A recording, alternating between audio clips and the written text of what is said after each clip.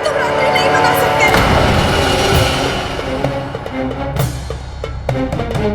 क्यों? कैसे? मतलब ये इतने आत्मविश्वास से कैसे कह सकती है कि मैं अपने मिलन की पहली रात्रि नहीं मना सकता?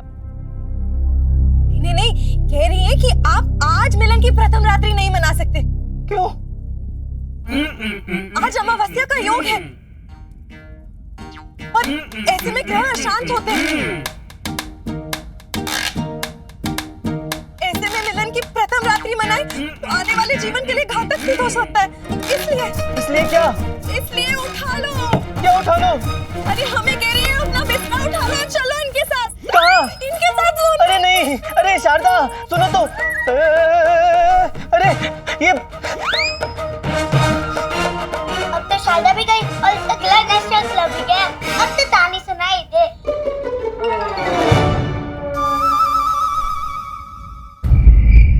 बात यह है कि हम एक दुविधा में हैं और केवल आप ही है जो हमें इस दुविधा से बाहर निकाल सकते हैं। कैसी दुविधा महाराज?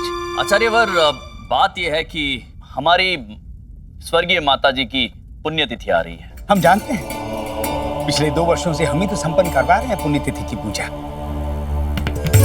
संयोग की बात है, कल रात्रि हमारी माता जी हमारे स्वप्न में आई। अच्छा जी, और हमें स्मरण हुई उनकी अंतिम इच्छा। कौन सी अंतिम इच्छा महाराज?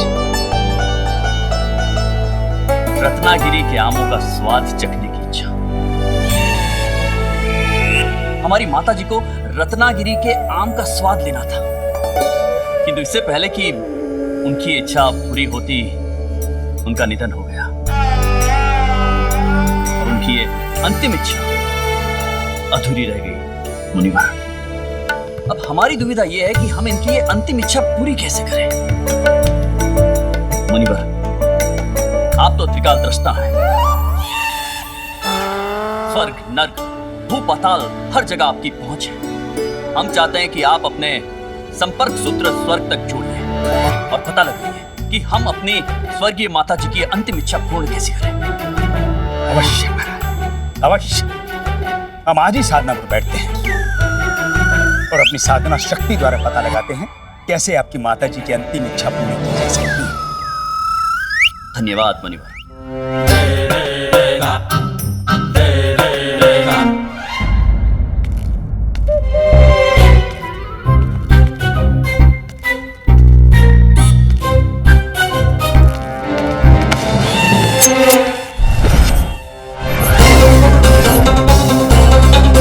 सावधान, जो अपनी जगह से हिले तो। कौन हो तुम और इतनी रात में इस महल में क्या कर रहे हो? मंत्रीवर, आप? महाराज, आपने तो हमें डरा ही दिया था महाबली। क्या बात है मंत्रीवर, क्या भेष बदला है आपने? तो है महाराज, वैसे भेष बदलने में ना हमारा तो कोई जवाब ही नहीं, कोई सानी नहीं। अच्छा, मेरा मतलब है आपका भी कोई सानी नहीं महाराज। हमारा भी ही महाराज, ही आपका ही कोई सानी नहीं महाराज। अब भी तो हमारे साथ ही ठीक लगता है। अब देखिए ना, आपने क्या भेष बदला है। कमाल का भेष है महाराज। इसे कहते हैं भेष, इसे कहते हैं परिभाषा भेष की।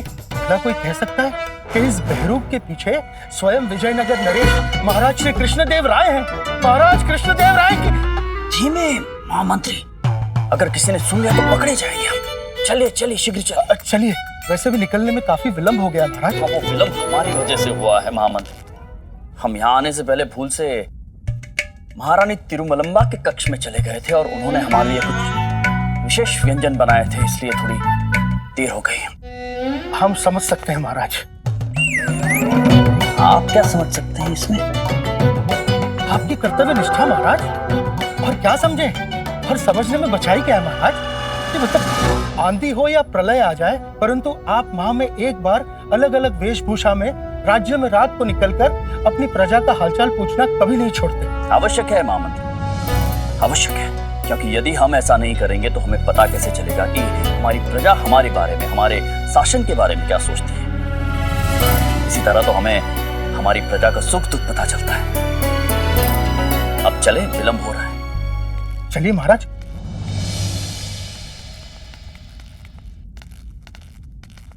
तो किस गांव से हो भैया? तेनाली से। तेनाली गांव? अरे वो भी है जो महाराज के लाडले पंडित रामकृष्णा का गांव है। ऐसे क्यों कहते हो भैया?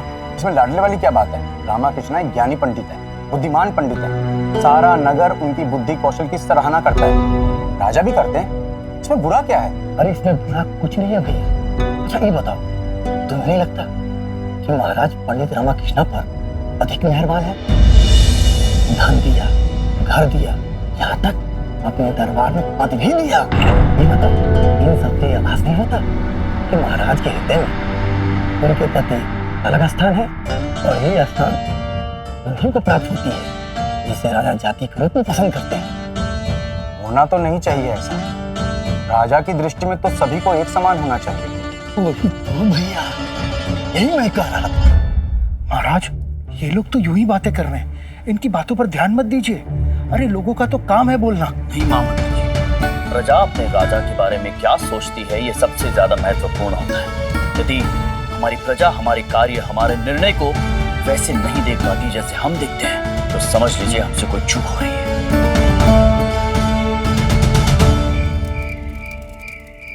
मनमोहक रूप है जिसका महाबली सिकाए, दुख करता दुख हरता महाराजा श्री कृष्ण देव राय।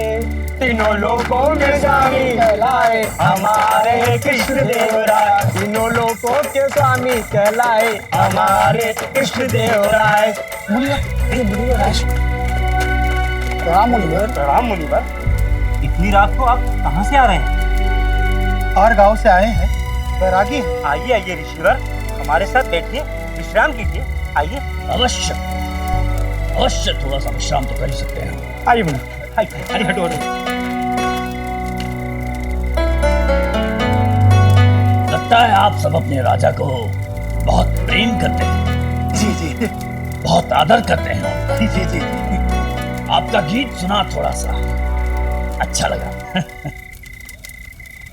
ये सब तो ठीक है, लेकिन आप सभी लोग इस समय यहाँ पर पौष क्या?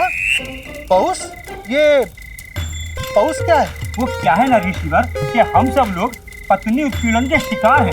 हमारी पत्नियां जब जब उत्पीड़न करती हैं, हम लोग यहाँ आकर बैठ जाते हैं और हमने इस जगह का नामकरण भी कर दिया, पाउस, पत्नी उत्पीड़न संघ। और जब हमारी पत्नियों का क्रोध शांत हो जाएगा तो हम सब लोग अपने अपने घर को चले जाएंगे। कमाल है, भला कोई अपनी पत्नी से इतना डर सकता है क्या?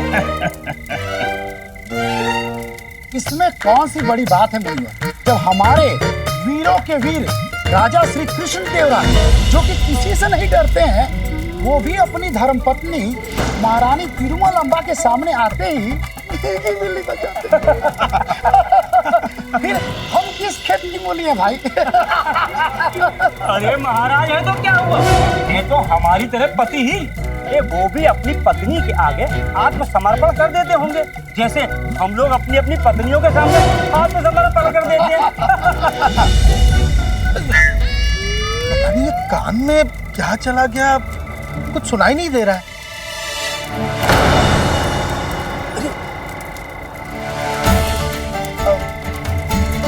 अच्छा, हम लोग चलते हैं, जैसी आपकी इच्छा। कल्याण।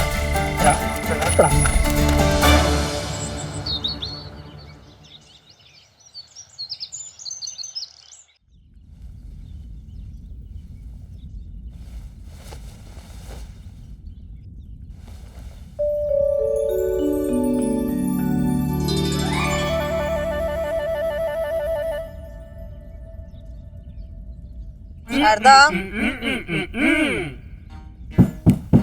शारदा उठ, शारदा भोर हो गई है, जल्दी उठ शारदा।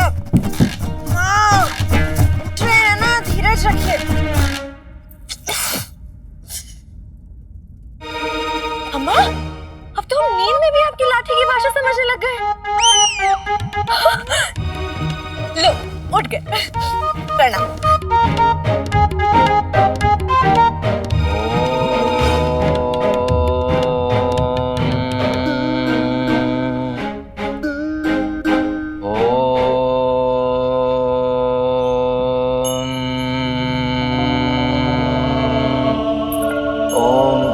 केशवाय नमः। ओम नारायणाय नमः।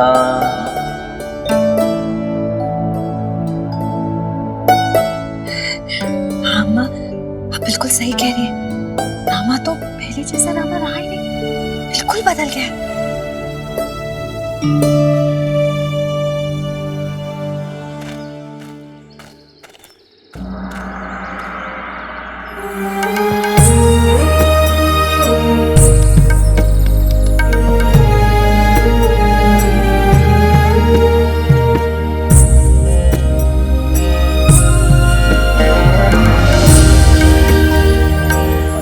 महाराज, ये कन्या कौन है? ऐसा लगता है हमने पहले कभी नहीं देखा है। महाराज, बड़े आश्चर्य की बात है। क्या आप इन्हें भूल गए? ये शारदा देवी अपने पंडित रामकृष्ण की धर्मपत्नी। बसंत पंचमी के दिन रामा के साथ ही तो थी, उनकी राधा के रूप में। और महाराज, ये वही घर है जो आपने भेंट स्वरूप रामकृष्ण को दिया है। तुम्हें लगता कि महाराज पंडित रामकृष्ण पर अधिक मेहरबान है? धन दिया, घर दिया, यहाँ तक अपने दरबार में पद भी लिया। और इससे यह बात नहीं होता कि महाराज के दिल में रामकृष्ण के लिए एक अलग ही स्थान है। राजा की दृष्टि में तो सभी को एक समान होना चाहिए। ओम त्र्यंबकं यजामहे सुगंधिं पुष्टिवर्धनम् उर्वारुकमेव बन्धनात् मृत्युर्मोक्षीयमामृतात्। ओम त्र्यंबकं यजामहे सुगंधिं मंत्रीवर, पुष्टिवर्धनम् ये रामकृष्ण स्वयं को एक आदर्श पंडित और गुणवान व्यक्तित्व का स्वामी दर्शाता है। हम उसकी वास्तविकता जानना चाहते हैं। हम इसी समय इसी भेष में इनके गृह में प्रवेश करेंगे।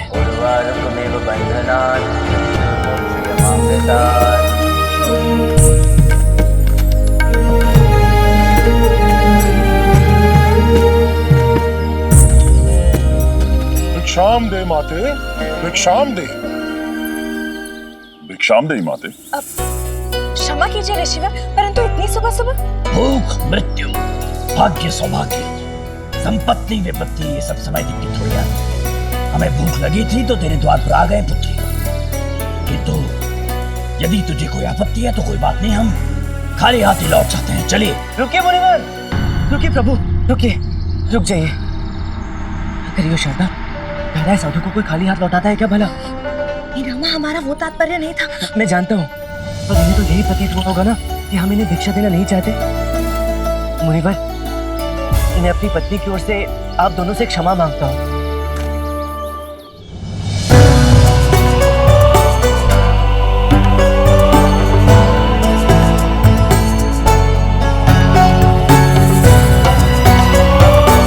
अहो भाग्य मेरे कि आपकी सेवा का सुअवसर मिला। आइए ना, भीतर आइए प्रभु। भिक्षा है क्यों, भोजन करके जाइए। जो भी चाहेंगे बना दिया जाएगा। अपने शुभ चरणों से इस घर को और पवित्र कर दीजिए। आइए, आइए प्रभु, आइए।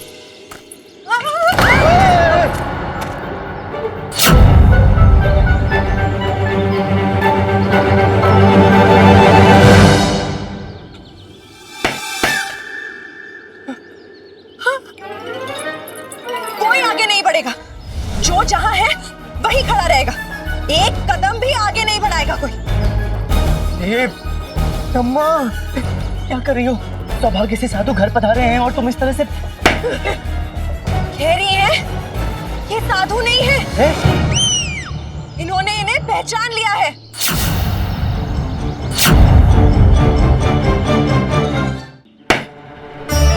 ये साधु के वेश में स्वयं भगवान हमारे यहाँ पधारे हैं।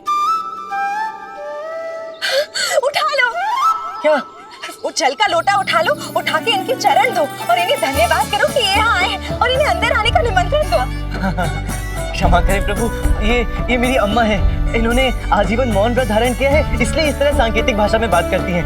और ये मेरी धर्मपत्नी शारदा है। पूरे संसार में केवल यही है जिसे इनकी सांकेतिक भाषा समझ में आती है। दोनों ही बहुत अद्भुत हैं। आइए, आइए प्रभु, आइए, आइए।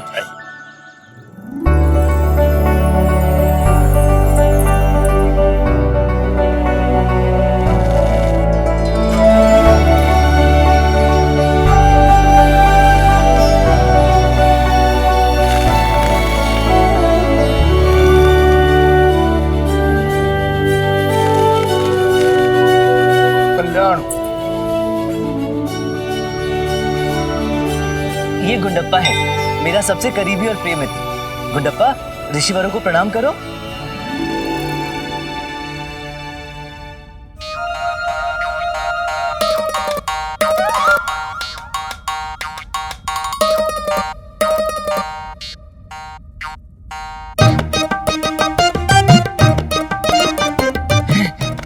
गुंडप्पे, मेरे अच्छे गुंडप्पे, ऐसा मत कर। ये साधु हैं, अतिथि हैं, और अतिथि तो भगवान समान होते हैं ना, इसलिए यहाँ से कुछ भी निकालने का सोचना भी मत। हाँ, अरे गुरुवर, आप मत घबराइए। वो जो आपकी धोती के साथ घंटियां लटक रही है ना, ये उन्हें देखकर उत्तेजित हो रहा है। क्या है कि घंटियां इसकी कमजोरी है, जहां भी घंटियां देखता है निकाल कर खेलने लगता है, गधा कहीं का। ये लो। अच्छा, अब हम चलते हैं। भिक्षा के लिए बहुत बहुत धन्यवाद। कुछ समय और मिल जाता और आप दोनों को भोजन खिलाने का सौभाग्य मिल जाता तो जीवन धन्य हो जाता प्रभु। मेरी धर्मपत्नी बड़ा स्वादिष्ट भोजन बनाती है, मुझे विश्वास है आप दोनों को अवश्य पसंद आएगा। भूख तो लगी है। लगी तो हमें भी है।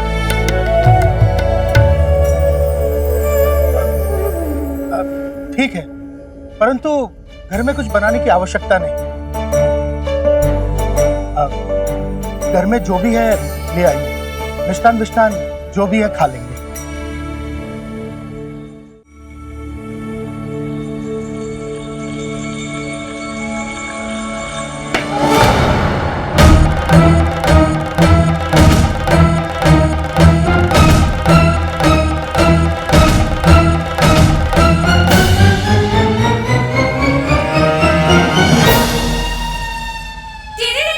अम्मा कह रही है कि इन्होंने जांच लिया है कि ये मिष्ठान आपके भोग के लिए बिल्कुल स्वादिष्ट और सुरक्षित है। अब आप इन्हें ग्रहण कर सकते हैं। आपकी माताजी ने मौन व्रत अवश्य धारण किया है, किंतु बातें करना इनको अच्छा लगता है।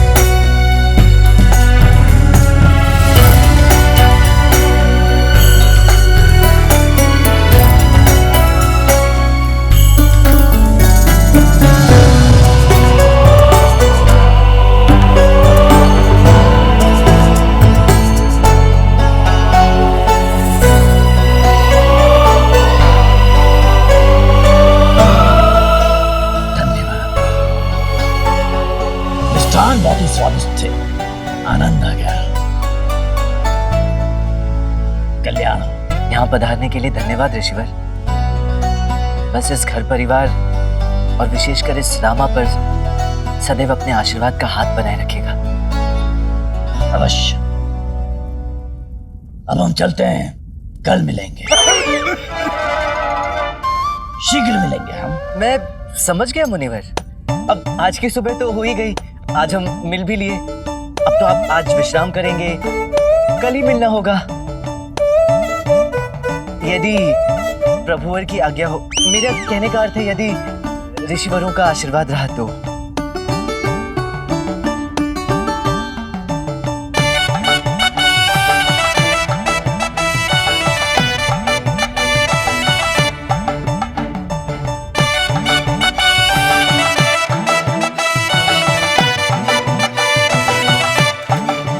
निष्कर्ष निकाला महाराज? यही कि मिष्ठान बहुत स्वादिष्ट है।